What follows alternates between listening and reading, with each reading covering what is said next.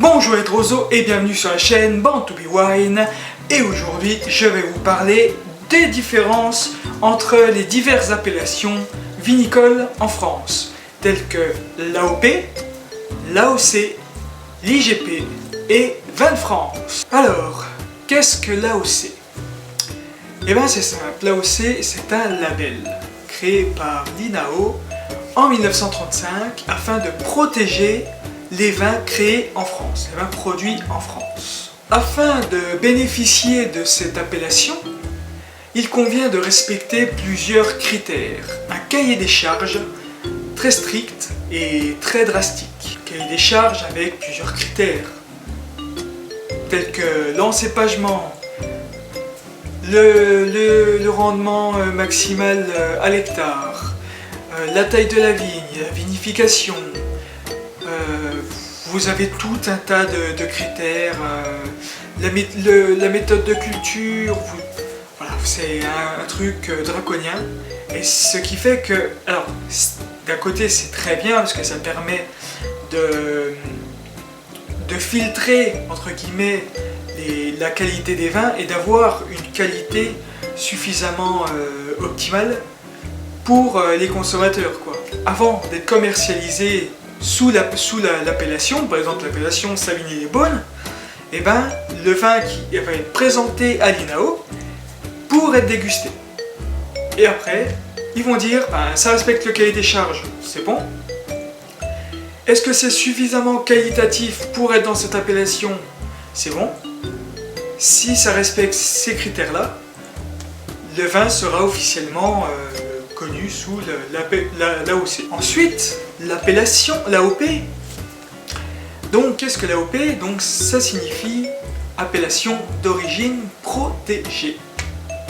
En fait, c'est la même chose, mais niveau européen. L'AOC, ça protège au niveau français uniquement, ce qui est déjà pas mal, et l'AOP protège dans toute l'Europe. Troisième sigle, c'est l'IGP, qui signifie indication géographique protégée. Et donc, avant c'était plus pour l'agroalimentaire en général, et depuis plusieurs années, depuis 2009 maintenant, c'est pour les vins. Et en fait, ça signifie que c'est un vin de pays, donc qui est produit dans une zone géographique plus ou moins grande. Voilà. Par exemple, Pays d'Oc. Pays d'Oc, l'IGP Pays d'Oc, est produite sur 4 départements Languedoc-Roussillon. Alors, concernant la dernière appellation, le dernier label, Vin de France.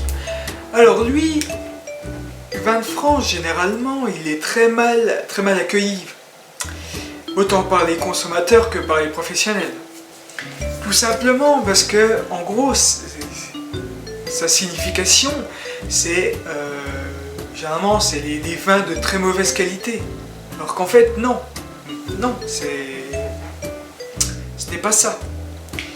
Après, alors, je vais vous donner la définition de vin de France. En fait, un vin de France, donc c'est un vin qui est produit en France, mais hors appellation AOC et IGP. Et puis, l'appellation vin de France aussi, c'est parce que, ouais, en fait, c'est hors cadre de l'appellation.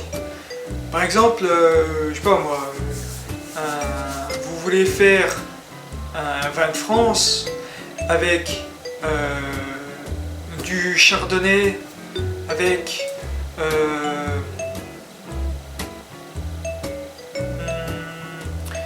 du muscat, avec haut de cépage en blanc, ben, ce sera en vin de France.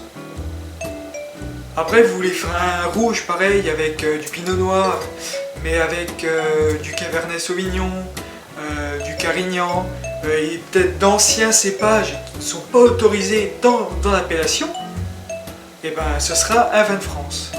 Après, généralement, c'est plus dans le sud ou dans des zones qui ne sont pas très reconnues. Après, il y a eu quelques polémiques. Je me souviens du domaine Alexandre Bain. Il me semble que c'était en Pouilly. Pas Pouilly-Fuissé, il me semble que c'était Pouilly-Fumé. Et il refusait de se plier au cahier des charges de l'appellation. C'est pour ça qu'ils ont retiré l'AOC et qu'il était rétrogradé en vin de France. Après, ce qui n'empêche pas de se vendre dans plusieurs pays, aux États-Unis, et d'avoir des consommateurs.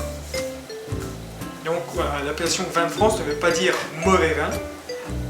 A contrario, l'appellation AOC ne veut pas dire bon vin.